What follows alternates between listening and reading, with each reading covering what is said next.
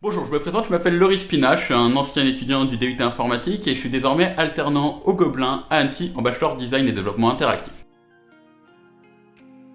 Donc je suis un peu un développeur full stack, donc je fais à la fois du front et du back-end. Donc le front c'est ce qui pourrait être le CSS, l'HTML, le JavaScript et le back plus précisément le PHP. Comme dit précédemment, je suis en alternance au Gobelin. Donc j'ai commencé dans une entreprise qui s'appelle Maison du Net. J'ai commencé pendant mon stage de fin de DUT et ils m'ont gardé en CDD au mois de juillet, puis maintenant en alternance.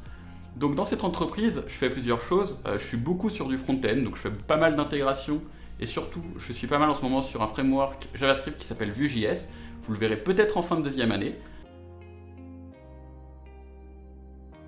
Comme étude, j'ai fait un DUT informatique, donc j'ai fini deuxième de promo sur mon DUT. Avant de faire le DUT informatique, j'étais en bac ES, spécialité maths, donc sur Annemasse, donc pas très loin d'ici.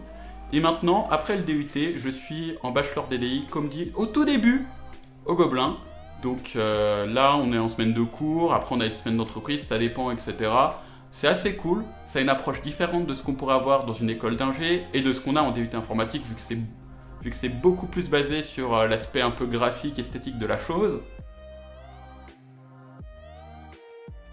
Avant le DUT et grâce au DUT, j'ai pu faire pas mal de projets. Mon plus gros projet s'appelle PokéXP. C'est un jeu Pokémon entièrement en PHP JavaScript. Donc, concept de base de Pokémon, hein. Vous capturez des Pokémon, tout ça, tout ça. On a tout refait à notre sauce. Et ça a été un projet qui m'a permis de beaucoup m'intéresser à l'informatique parce que j'ai commencé un poil avant le DUT. Je l'ai commencé un peu avant le bac ES. Et donc, ça m'a permis de pas mal voir dans quelle voie je voulais aller après. Et en fait, dans l'informatique, il ne faut pas se limiter à ce que vous allez voir en cours. Il faut aussi, de votre côté, un peu découvrir des choses, se pencher sur des technologies. Je sais pas, il faut juste s'ouvrir. Faut pas rester coincé sur ce que les profs vous diront, parce que la moitié des choses qu'on vous dira, vous vous en servirez plus. L'autre moitié, vous vous en servirez peut-être, mais en tout cas en entreprise, ça sera différent. Je dis pas ça pour dire que les cours ne servent à rien, qu'il faut pas les écouter. Loin de là, ils ont plein de choses intéressantes, mais le fait est que l'entreprise, c'est pas uniquement ce qu'on voit en cours, c'est plein de choses et tout, et il faut vous y intéresser derrière. Faut pas se limiter à ce qui est dit par Monsieur Voiron ou même par Monsieur Diard. Je veux dire, derrière, ouvrez-vous à ce que vous voulez, faites ce que vous voulez, ce que vous kiffez en informatique. Et voilà. En tant que développeur, faut pas se limiter uniquement à se dire je tape du code, je tape du code. Sinon, tu vas être dans l'ombre. De toute façon, c'est un truc. En fait, dans la vie, tu peux pas rester à être en mode bah tiens, je fais uniquement ça dans mon coin. Faut s'ouvrir, faut travailler de manière collaborative et tout. Il y a un outil très bien, très simple d'utilisation, c'est Trello. Ça vous permet de, par exemple, de parler entre développeurs, de mettre des tickets, d'avoir des réponses dessus, etc.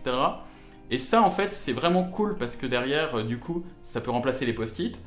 Et surtout, ça permet de savoir ce qu'il y a à faire dans chaque projet et c'est un gros outil de collaboration. Aussi, un autre conseil, c'est passer par des messageries, pas uniquement Facebook, parce que le problème de Facebook, c'est impossible de maintenir des messages, parce qu'il y a tout le temps des messages qui arrivent, qui arrivent, qui arrivent. Il y a des alternatives cool. Discord, pour ceux qui connaissent, un peu gamer. Mais il y en a une qui est super sympa, c'est Slack. C'est gratuit pour 10 000 messages. Je peux vous dire, vous avez le temps d'y arriver à 10 000 messages. Et ça permet du coup d'avoir des discussions simples, construites, sur plein de sujets. Et si vous êtes un peu plus en mode organisé, faites-vous vraiment des post-it, mettez ce que vous avez à faire, par exemple. Dites-vous, bah tiens, je dois terminer ça, je dois faire ça. Et vous les enlevez quand c'est terminé, vous faites une pile de post-it terminés. Et vous verrez, en fait, ça va vous donner envie de progresser, d'avancer dans votre travail. Parce que du coup, vous allez avoir un retour visuel de la chose. Et pas uniquement ce qu'il y a dans votre tête, comme ça vous marquez quand vous avez un truc, etc. Le DUT informatique, il a pas mal de petits avantages.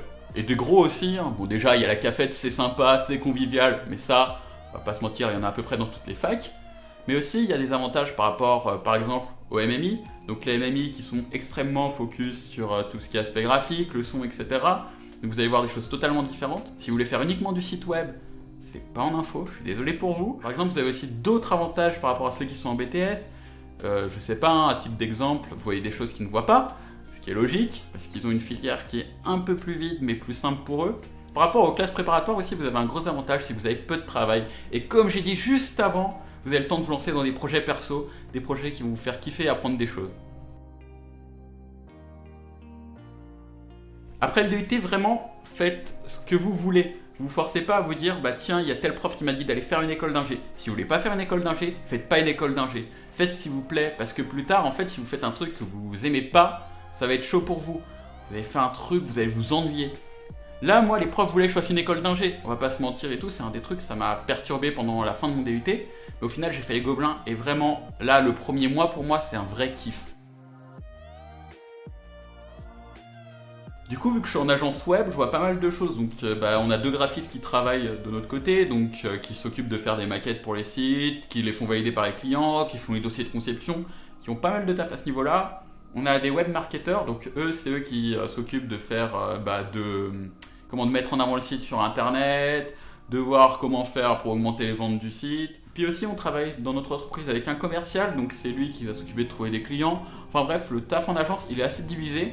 Mais on peut s'intéresser un peu à tous les milieux en allant parler aux différentes personnes qui travaillent, etc.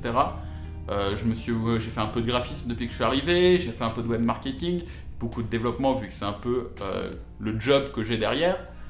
Donc voilà, l'agence ça permet de voir beaucoup de choses. J'aimerais remercier Mustapha de m'avoir proposé de m'interviewer et j'aimerais aussi passer un petit message à l'ensemble des profs du DUT. Déjà, vous êtes super. J'aimerais aussi passer un petit coucou personnel à Gaillard et Voiron qui sont vraiment des super profs, même s'ils vous font un peu peur en début d'année. Et merci de votre attention.